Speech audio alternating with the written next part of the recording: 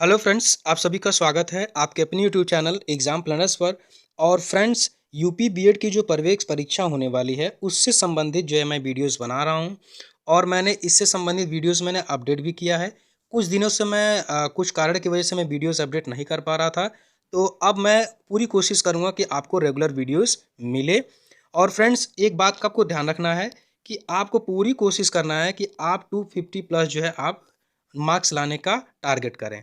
और ये टारगेट तभी आपका होगा जब आप अच्छे से क्वेश्चन को प्रैक्टिस करेंगे। आप अपने लेवल से भी तैयारी करें और प्लस जो मॉक टेस्ट कराए जा रहे हैं उनको अच्छे से करें और कॉपी में नोट करते जाएं, जिससे आपकी तैयारी और बेहतर होती जाएगी। तो फ्रेंड्स, चलिए वीडियो को शुरू करते हैं। पहला क्वेश्चन आपको स्क्रीन पे दिख रहा है, भारतीय रिजर्व बैंक का मुख्यालय कहाँ स्थित है। ठीक है फ्रेंड्स, तो भारतीय रिजर्व बैंक का मुख्यालय जो है वो मुंबई में स्थित है। ठीक है, मुंबई में स्थित है। अगर फ्रेंड्स आपसे ये पूछ देता है कि इसकी स्थापना कब हुई थी, यानी आरबीआई की स्थापना कब हुई थी, तो इसकी स्थापना जो है 1 अप्रैल 1935 को हुई थी। कब हुई थी? 1935 को हुई थी। और इसके अभी फिलहाल गवर्नर कौन है? तो इसके गवर्नर हैं शक्तिकांत दास। कौन है? शक्तिकांत दास इसके अभी गवर्नर हैं। ठीक है। और अगर आपसे ये पूछ देता है कि आरबीआई का जो गठन है वो किस समिति के सिफारिश पर किया गया था, तो वो कौन सी समिति थी? Hilton young commission. कौन सी कमेटी थी? Hilton young commission. तो ये फ्रेंड्स आप नोट डाउन कर लेंगे, ये क्वेश्चन बार बार पूछे जाते हैं। हिल्टन यंग कमीशन की सिफारिश पे इसकी स्थापना की गई थी। ठीक है फ्रेंड्स, तो इतने सारे क्वेश्चन आपके तैयार हो गए। चलिए अगला क्वेश्चन देखते हैं। क्वेश्चन नंबर 2, बरौनी निम्न में से किस उद्योग के लिए प्रसिद्ध है? बरौनी जो है किसके लिए प्रसिद्ध है? तो बरौनी जो है वो तेल शोधन उद्योग के लिए प्रसिद्ध है। ठीक है। और ये कहाँ पे स्थित है? ये स्थित है बेगूसराय में। कहाँ पे स्थित है? बेगूसराय में स्थित है। कहाँ पे स्थित है? बेगूसराय। ठीक है। और इसकी स्थापना जो है सोवियत यूनियन, उस समय की बात है, सोवियत यूनियन की मदद से इसकी स्थापना की गई थी। ये भी आपको ध्यान रखना है। चलिए तीसरे नंबर का क्वेश्चन है, प्रतिहार स्वयं को किसका वंशज मानते थे? ठीक है। तो देखिए, प्रतिहार जो स्वयं को जो है वो वंशज मानते थे लक्ष्मण के। किसके वंशज मानते थे? लक्ष्मण के। यहाँ पे सी ऑप्शन सही हो जाएगा। ठीक है। अगला क्वेश्चन है, बंगाल का द्वैध शासन कब से कब तक चला? तो यहाँ पे देखिए डेट पूछ रहा है। ठीक है। तो द्वैध शासन जो है कब से कब तक चला था? ये चला था 1765 से लेकर के 1772 तक ये चला था। ठीक है फ्रेंड्स। और यहाँ पे ड्यूअल सिस्टम, अंग्रेजी में इसको क्या बोलते हैं? ड्यूअल सिस्टम गवर्नमेंट को लागू किसने किया था? अगर आपसे ये पूछ दे कि लागू किसने किया था, तो हो जाएगा रॉबर्ट क्लाइव। कौन लागू किया था? रॉबर्ट क्लाइव लागू किया था। और इसको खत्म किसने किया था? वैरेन हास्टिंग ने। किसने किया था? वैरेन हास्टिंग्स। तो ये तीनों चीजें आप ध्यान रखेंगे, कब लागू किया गया था, किसके बीच में, और किसने लागू किया था, और किसने इसको खत्म किया था। ठीक है। तो अगला क्वेश्चन चलिए देख लेते हैं। पांचवा, राजा राम मोहन राय ने अपने असाधारण काम के खातिर भारत के इतिहास में अपनी पहचान बनाई है। उनका मुख्य काम किस दिशा में था? तो फ्रेंड्स, राजा राम मोहन राय को हम सब लोग जानते हैं। ठीक है। और उनका मेन जो काम था वो था समाज सुधार। कौन सा काम था? सोशल सर्विस, यानी समाज में जो सोशल रिफॉर्म्स वो लाए थे। ठीक है। अगला क्वेश्चन है फ्रेंड्स 6 नंबर का, अब तक लोकसभा में प्रस्तुत अविश्वास प्रस्ताव सबसे अधिक बार किस प्रधानमंत्री की सरकार के खिलाफ रखे गए हैं? ठीक है। तो ये अविश्वास प्रस्ताव की बात कर रहा है सबसे ज्यादा।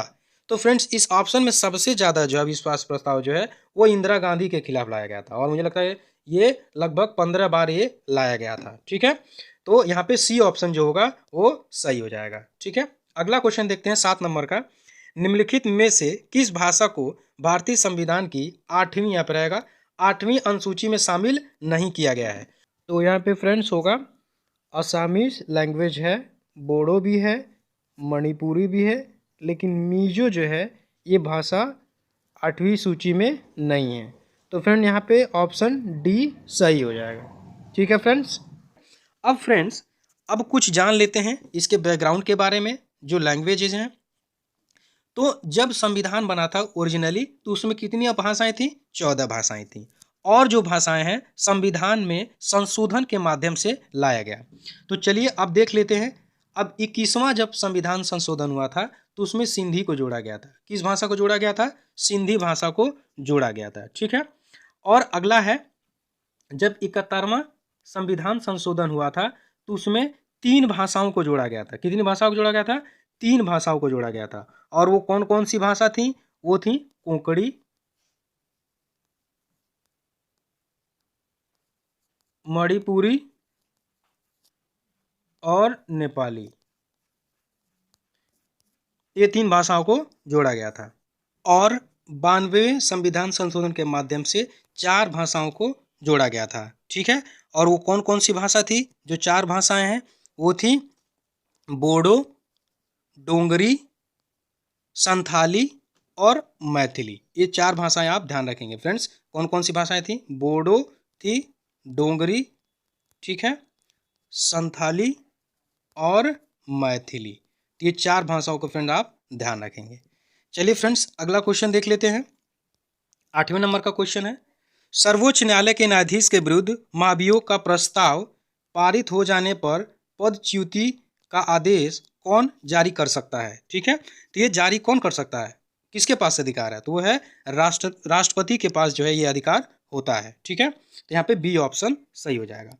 अगला क्वेश्चन है, स्वतंत्र भारत के प्रथम कानून मंत्री कौन थे? तो स्वतंत्र भारत का पूछ रहा है।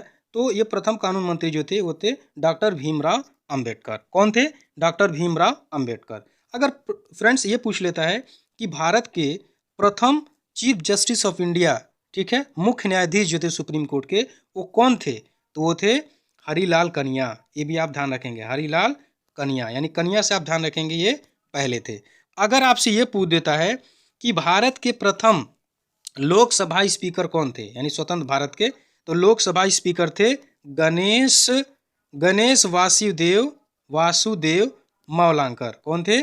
गणेश वासुदेव मौलांकर जो थे और प्रथम लोकसभा स्पीकर थे, भी आप ध्यान रखेंगे।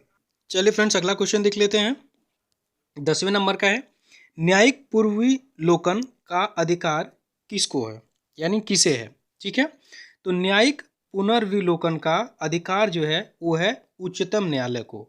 इसको अंग्रेजी में जो है वो जुडिशियल रिव्यू कहते हैं। क्या कहते हैं? जुडिशियल रिव्यू कहते हैं। ये है सुप्रीम कोर्ट के पास। अगला क्वेश्चन है 11 नंबर का, सार्वजनीन सार्वभौमिक वयस्क मताधिकार दर्शाता है कि भारत एक ऐसा देश है जो, ठीक है फ्रेंड्स, जो 18+ लोग होते हैं उनको मताधिकार दिया जाता है। तो यहाँ पे अगर अधिकार दिया जा रहा है तो उसको हम कहते हैं लोकतांत्रिक सिस्टम। ठीक है, यानी डेमोक्रेटिक सिस्टम में ये अधिकार दिया जाता है। चलिए फ्रेंड्स अगला क्वेश्चन देख लेते हैं 12 नंबर का, निम्नलिखित में से किस प्राकृतिक प्रदेश को विश्व का चिड़ियाघर के नाम से जाना जाता है? तो यानी विश्व का चिड़ियाघर किसे कहा जाता है? तो ये कहा जाता है फ्रेंड्स, विश्व का चिड़ियाघर वो सवाना प्रदेशों को। ठीक है, सवाना प्रदेशों को जो है वो विश्व का चिड़ियाघर कहा जाता है। अगला क्वेश्चन है 13 नंबर का, भारत में सबसे अधिक कृषि भूमि किस फसल के अंतर्गत आती है? तो देखिए भारत में कृषि के लिए सबसे ज़्यादा भूमि किसके लिए इस्तेमाल की जाती है? हम चावल के लिए इस्तेमाल की जाती है। किसके लिए? चावल उगाने के लिए इस्तेमाल की जाती है। अगला क्वेश्चन है, निम्नलिखित में से किस जिले में कॉफ़ी का अधिक उत्पादन होता है? फ्रेंड यहाँ पे जिला पूछ दिया है। ठीक है, तो यहाँ पे सही ऑप्शन हो जाएगा ऑप्शन ए, यानी कुर्ग यहाँ पे सही ऑप्शन हो जाएगा।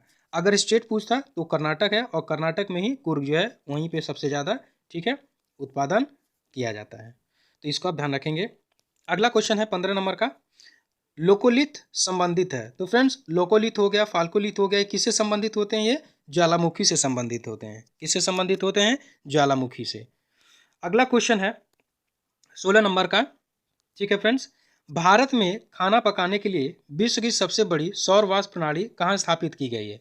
तो ये स्थापित की गई है फ्रेंड्स, ये है माउंट आबू। कहाँ पे स्थापित की गई है? माउंट आबू पे स्थापित की गई है।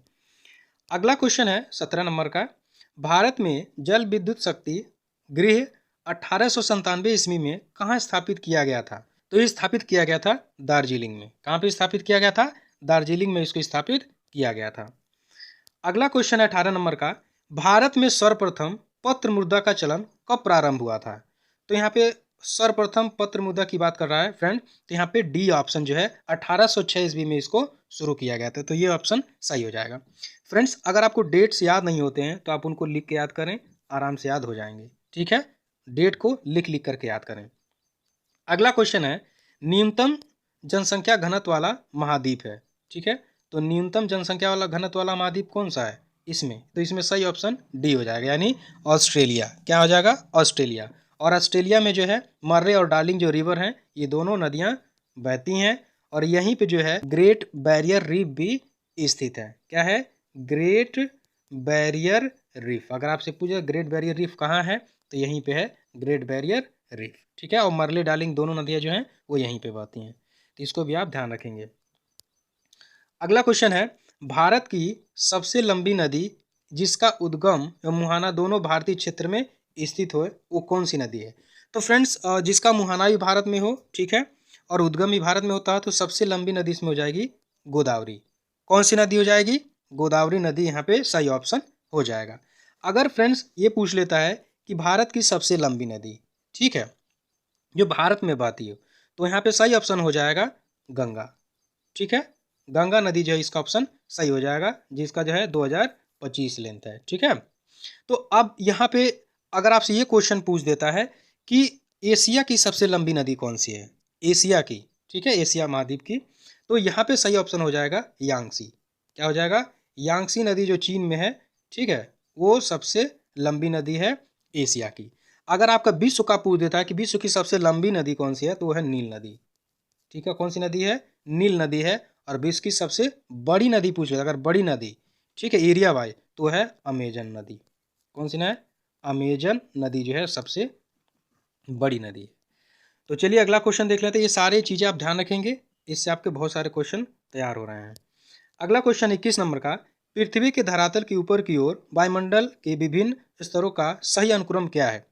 तो यहाँ पे फ्रेंड सही अनुक्रम जो हो जाएगा वो हो जाएगा यहाँ पे सी ऑप्शन यहाँ पे सही हो जाएगा। यहाँ पे क्षोभ मंडल होता है, समताप मंडल, मध्य मंडल और आयन मंडल। यहाँ पे सी ऑप्शन सही हो जाएगा।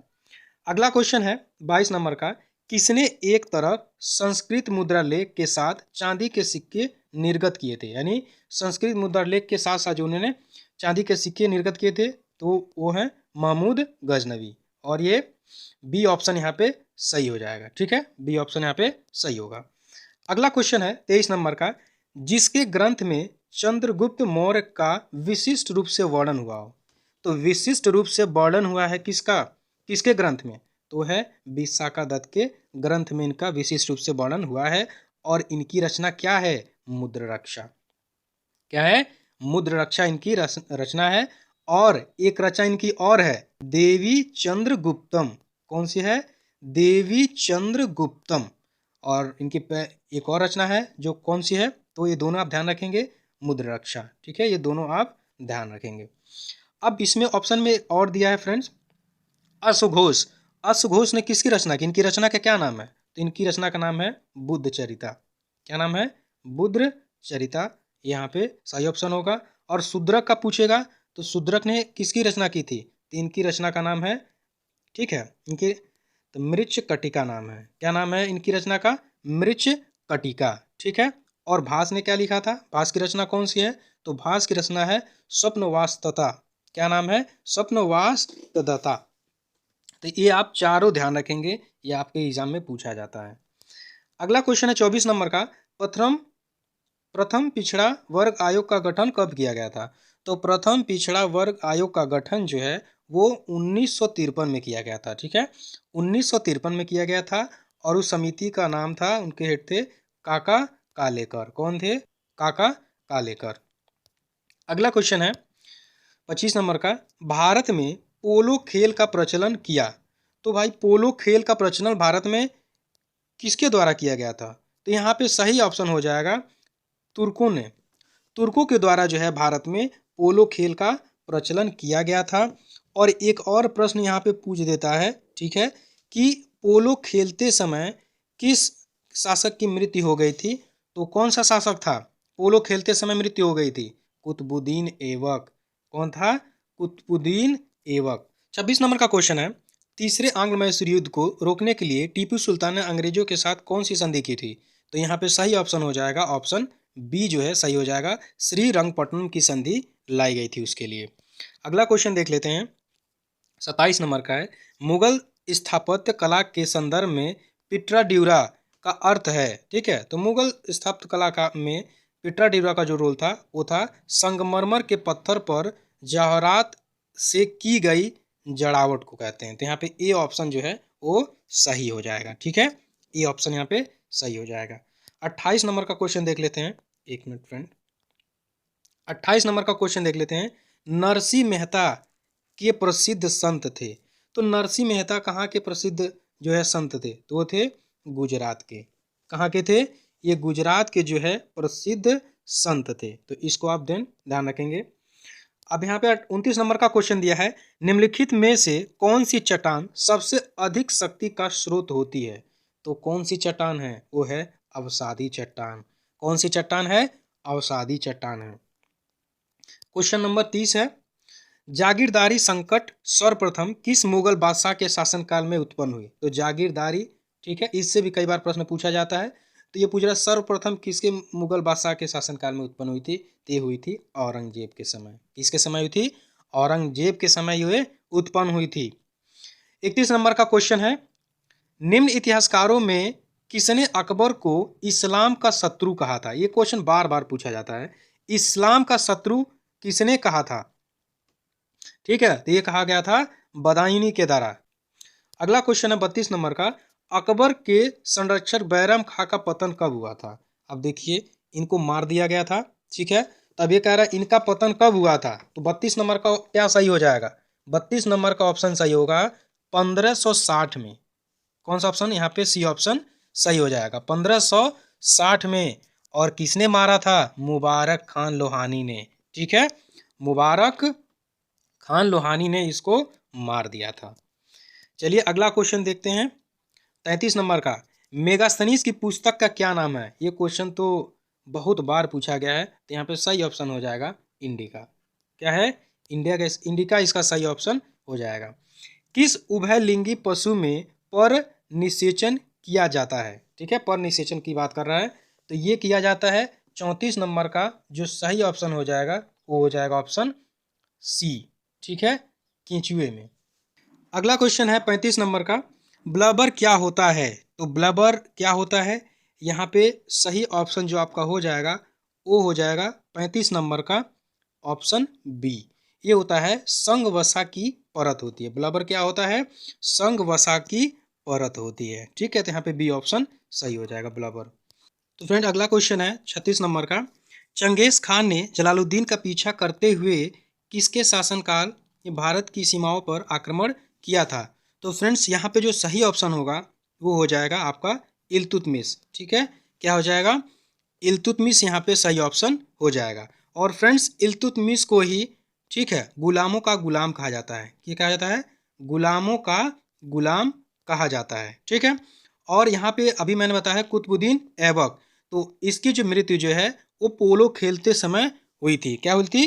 पोलो खेलते समय इसकी मृत्यु हो गई थी। अगर बलबन की बात करें तो इसकी कई सारी नीतियां हैं, जैसे सिजदा एंड पैबोस, ठीक है, इसकी नीति है। आयरन एंड ब्लड की पॉलिसी इसी ने निकाला था। और नवरोज जो त्यौहार है, ठीक है, वो इसने ही उसको लागू किया था। तो ये सब आप ध्यान रखेंगे फ्रेंड्स। चलिए अगला क्वेश्चन देख लेते हैं 37 नंबर का, भारतीय प्रतीक का उत्कीर्ण सत्यमेव जयते कहाँ से लिया गया है? तो ये लिया गया है, भी क्वेश्चन बहुत बार पूछा जाता है। ये हो जाएगा ऑप्शन डी, मुंडकोपनिषद से लिया गया है। और ये जो है स्तंभ में सबसे नीचे है। कहाँ पे? स्तंभ में सबसे नीचे, इसको भी ध्यान रखेंगे, ये भी पूछा जाता है। 38 नंबर का क्वेश्चन है, निम्न में से कौन सा भारत के लिए चुनौती पैदा नहीं करता है? तो यहाँ पे फ्रेंड्स सही ऑप्शन जो हो जाएगा चुनौती पैदा नहीं करता है। तो यहाँ पे सी जो है समाजवाद जो है वो चुनौती पैदा नहीं करता है। अगला क्वेश्चन है 39 नंबर का, निम्न में से कौन सी समिति संसद की स्थायी समिति नहीं है? तो संसद की स्थायी समिति नहीं है, इसमें कौन सी समिति जो है संसद की स्थायी समिति नहीं है? हो जाएगा ऑप्शन डी। अगर आपसे लोक लेखा समिति के बारे में पूछ लेता है तो फ्रेंड्स लोक लेखा समिति में जो है 22 मेंबर होते हैं। इसमें जो है 15 लोकसभा से होते हैं और 7 जो है वो राज्यसभा से होते हैं। अगर ये पूछ लेता है कि किस समिति में सबसे ज़्यादा मेंबर होते हैं, तो होते हैं प्राक्कलन समिति में, ठीक है। और इसमें कितने होते हैं, 30 लोग होते हैं, 30 मेंबर होते हैं। और ये सारे के सारे कहाँ से होते हैं, लोकसभा से होते हैं। कहाँ से होते हैं, लोकसभा से, सारे मेंबर लोकसभा से होते हैं। अगला क्वेश्चन है फ्रेंड्स 40 नंबर का, निम्न में से कौन सा देश एक दलीय प्रणाली अपना रहा है। तो फ्रेंड्स एक दलीय जो है, वन पार्टी सिस्टम किसके पास है, एक दल, तो वो है कहाँ पे, चीन में। कहाँ पे है, यहाँ पे डी ऑप्शन सही हो जाएगा। कौन सा ऑप्शन हो जाएगा, डी ऑप्शन सही हो जाएगा। 41 नंबर का क्वेश्चन है, कौन सा पर्वत हिमालय श्रृंखला का अंग नहीं है। तो देखिए हिमालय का श्रृंखला का अंग पूछ रहा है, तो हिंदुकुश भी है, कराकुम भी है और कुनलुन भी है, अरावली नहीं है, ठीक है। तो यहाँ पे अरावली जो है वो सही ऑप्शन हो जाएगा, सही। फ्रेंड्स अगला क्वेश्चन है, मधुमलाई पशु विहार प्रसिद्ध है, तो ये किसके लिए प्रसिद्ध है। तो फ्रेंड मधुमलाई जो है पशु विहार जो है ये हाथियों के लिए प्रसिद्ध है। यहाँ पे डी ऑप्शन सही हो जाएगा। 43वां क्वेश्चन नंबर है फ्रेंड्स, श्रृंगेरी, बद्रीनाथ, द्वारका और पुरी में 4 मठ स्थापित किए गए थे। तो ये पूछ रहा है किसके द्वारा स्थापित किए गए थे ये चारों धाम, ठीक है। तो ये फ्रेंड्स ये भी इंपॉर्टेंट क्वेश्चन है और ये सही ऑप्शन हो जाएगा, ऑप्शन सी, आदि शंकराचार्य द्वारा स्थापित किए गए थे। अगला क्वेश्चन है फ्रेंड्स 44 नंबर का, डीएनए के कोडकरण खंड को क्या कहा जाता है, यानी कोडकरण खंड को क्या कहा जाता है। तो यहाँ पे सही ऑप्शन हो जाएगा ऑप्शन डी, एक्सॉन को कहा जाता है। किसको कहा जाता है, एक्सॉन को कहा जाता है। अगला क्वेश्चन है फ्रेंड्स 45 नंबर का, कि वसा में घुलनशील विटामिन कौन से हैं। तो फ्रेंड्स यहाँ पे वसा में घुलनशील विटामिन जो सही हो जाएगा वो हो जाएगा ऑप्शन बी, ठीक है, कैल्सीफेरॉल, कैरोटीन और टोकोफेरॉल। तो फ्रेंड्स चलिए जान लेते हैं कौन सा वसा में घुलनशील विटामिन होती हैं और कौन से जल में घुलनशील होती हैं। तो फ्रेंड्स फैट होता है, इसे वसा कहते हैं। तो फैट में जो है जो घुलनशील होता है वो होता है vitamin A, vitamin D, vitamin E and vitamin के, ठीक है। और जल में अगर आपसे पूछ लेता है जल में, ठीक है, तो हो जाएगा विटामिन बी और विटामिन सी। तो ये फ्रेंड्स आप ध्यान रखेंगे, ठीक है।